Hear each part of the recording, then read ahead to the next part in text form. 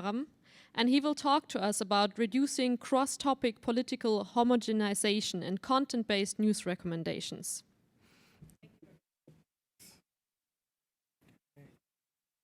Hi everyone, my name is Karthik Shivaram. I'm currently a PhD student at Tulane University, and today I'll be presenting our work on reducing cross-topic political homogenization in content-based news recommenders. And this has been a collaborative effort with Ping Lu, Matthew Shapiro, Mustafa Bilgic, and Aron Culotta, who's my advisor. So we know that personalized news recommenders build models of user preferences based on prior engagement. And recent research shows that these systems can contribute towards the formation of filter bubbles through which users are overexposed to homogeneous viewpoints. And this type of intellectual isolation can degrade civil discourse, contribute towards the spread of misinformation, as well as cause polarization in social media. So, given the mix of different technological, social, and political factors that contribute towards this phenomenon, further research is required to understand specific mechanisms that can cause these filter bubbles and design systems that are more resistant to them. So, in this work, we look at a specific mechanism of content based news recommendation systems that can cause filter bubbles that we term cross topic homogenization, cross topic political homogenization. So, what exactly is cross-topic political homogenization? So, consider users who have diverse political preferences by topic. And as content-based news recommenders learn text features that correlate with user engagement, we find that they can have a homogenization effect by recommending articles of the same political lean across different topics. For example, the phrase extreme right may appear in liberal articles a user has liked discussing healthcare, as well as in liberal articles on immigration that the user has not yet read. But if a user in fact prefers conservative articles on immigration, the recommender may thus incorrectly recommend liberal articles due to the presence of the phrase extreme right. And this flawed recommendation is further amplified when topics are not known a priori, and which is often the case in political news where detecting emerging topics is a research challenge on its own. And this type of phenomena was also observed by us in a previous study where we looked at the interaction between simulated users with heterogeneous preferences and political news recommendation systems. So our main aim for this study was to study this phenomenon more closely and propose methods to reduce its impact. For our problem setting, we assume a user interaction session to consist of a sequence of articles of size n, where each article has a corresponding binary feedback label of either 1 or 0 to depict if they like the article or not. And we also additionally assume that each of these news articles is assigned to exactly one unobserved topic. And to simulate user partisan preferences, we assume a user's feedback label follows their political preference for that topic. For example, if a user prefers to read conservative articles on topic TFI, then the feedback label will be 1 for all conservative articles that belong to topic TFI and 0 for the liberal articles. The main phenomenon of interest occurs when a user has diverging preferences on two topics. So they prefer to read liberal articles on healthcare, but conservative articles on immigration. And this is a challenging case for the recommender, as not only are the topic assignments not observed, but also topics don't arrive uniformly at random. So the system, for example, the system may mostly observe healthcare articles and only a few immigration articles. And in this kind of setting, the recommender may incorrectly extrapolate that because the user prefers liberal articles on healthcare, they also prefer liberal articles on immigration, which can lead to poor recommendations as the recommender is biased towards showing politically homogeneous articles across the two topics. So to measure system setting in this system behavior in this setting, we assume to observe a training batch consisting of N1 articles from topic I and N2 interactions from topic J, where N2 is considerably smaller than N1. And we assume that a user has different political preferences for topic I and for topic J. And based on these interactions, we then train a content-based recommendation system on this topic pair, and then measure the accuracy of the recommender on a held-out sample of articles from both topics.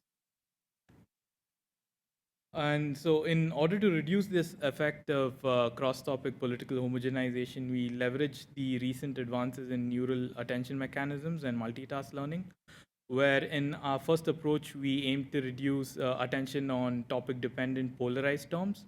For this, we use a fully connected network with the word attention layer that receives feature representations from BERT, transformer-based language model. And to accomplish this reduction in attention, we employ a two-step process where first we identify a candidate set of polarizing terms that are not topic dependent from our news article corpus. And after this, we augment the objective function to penalize attention on them and related terms. And in our second approach, we increase attention on topic dependent terms by using a multitask model that predicts both the article label as well as the masked word from the article headline. And the intention here is that this auxiliary task of predicting masked headline words will encourage the model to pay more attention to words that are specific to this article and that such terms are likely topic dependent. And we also consider a third model which combines both of these proposed approaches together. And for the data, for our data, we consider a news article data set, which contains around 900,000 articles from 41 different news sources. And here, each article is associated with a political stance, so either as liberal or conservative. And we uniformly sample 100,000 of these news articles across the two stances. And as we need to simulate users with diverse political stances across topics, we need to assign topics to each news article. And so for this, we cluster our set of news articles into different set of clusters, where each cluster represents a topic, and we filter these out to ensure sufficient cluster size and such that each of these clusters contains an equal distribution of articles for both the liberal and conservative stance. And for our experiments, we measure the performance of our networks using a setting where 90% of the articles in the training and validation set are from a randomly sampled topic T of I, and 10% are from a randomly sampled topic T of J. Here, the small number of training examples from topic T of J makes this a challenging problem that's very similar to a cold start setting.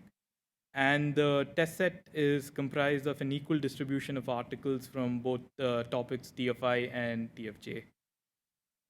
And next, we simulate user preferences such that their political preferences for topic TFI articles are the opposite of their preferences for topic TFJ articles.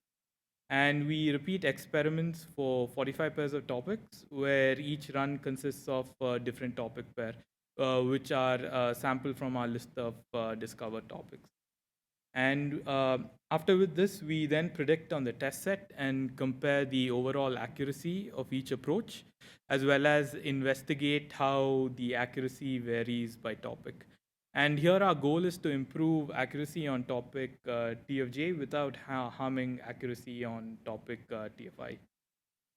We also wanted to assess the ceiling of improvement that was actually possible. And for this, we fit a model we call topic oracle, which, unlike the other methods, is able to observe the topic assignment of each article. So in our results, we find that on average that our proposed networks tend to have higher accuracy for recommending topic TFJ articles compared to the baseline networks. And we also observe that there's an increase in accuracy across topic TFI recommendations as well. And we also find that the model that combines both proposed approaches together appears to do as well or better than each of the other methods in isolation. And finally, we also noticed that by comparing with the topic oracle models, the best of the proposed models approaches the accuracy of the topic aware oracle. We also investigated how the models perform based on the similarity between topic T of I and topic T of J for a given topic pair. And for this, we use a simple method to quantify the overlap in predictive terms across two topics, where first we fit two logistic regression models, one per topic, and train them to predict the political stance of each article. We then select top terms from each of these classifiers and compute the Jacquard similarity to measure the overlap of each topic pair. So thus, topics are similar if they share terms predictive of political stance. And we can see the results in this graph where the trend lines are generated using Loess regression. While there is a noticeable variance across the topic pairs, we can still see that the largest gains occur in the middle region of the x-axis, where the topics are neither too similar or dissimilar. And this kind of hints at the fact that if topics are very different and they share few terms, then there's little opportunity for homogenization. And thus, we don't expect our models to provide much improvement. And while on the other hand, if the topics are too similar, then differentiating with them will prove quite difficult. So to conclude in this work, we identified a specific mechanism that can lead to political homogenization in news recommendation systems.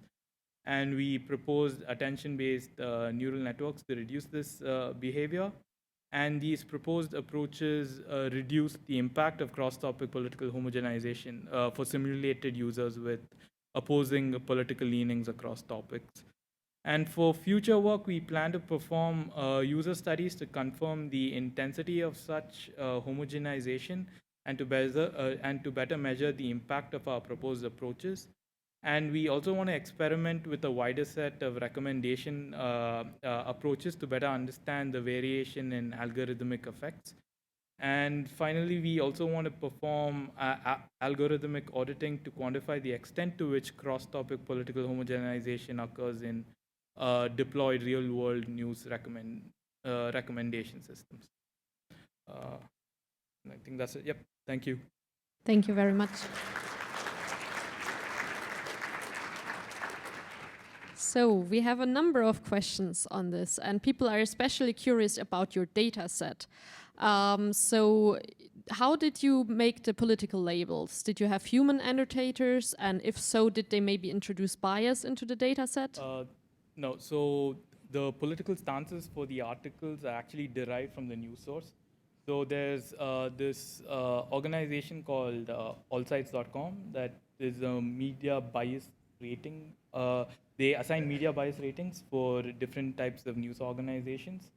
And so what we did was for if a specific article was published by a specific news source, then the corresponding stance of that news source was taken to be the stance of that news article. Okay, so for a provider, the complete set of articles would have one stance. Yep, that's right. Okay. Well, then we have a different question on diversifying news, which might lead to exposing the users to undesired news articles. Have you studied whether that would happen with your system, whether people get news they don't want to see actually? I mean, it is possible if a person has very monolithic preferences, where they're like completely like say just purely conservative, and the topics they follow are quite diverse. I think that is kind of possible, but yeah, I can't directly talk on that since I've not tried it out. Okay, thank you for that. And then one final question about your clustering step. How did you cluster the news articles by topic? Yeah, for this we just use simple k-means, but our study is not dependent on how topics are discovered, so you could use any kind of techniques for this. You can use either LDA or anything that you deem is reasonable to cluster. Okay, but in this case you just I just use k-means. Yeah. Okay, then let's thank the speaker again, and the rest of the questions you can answer offline.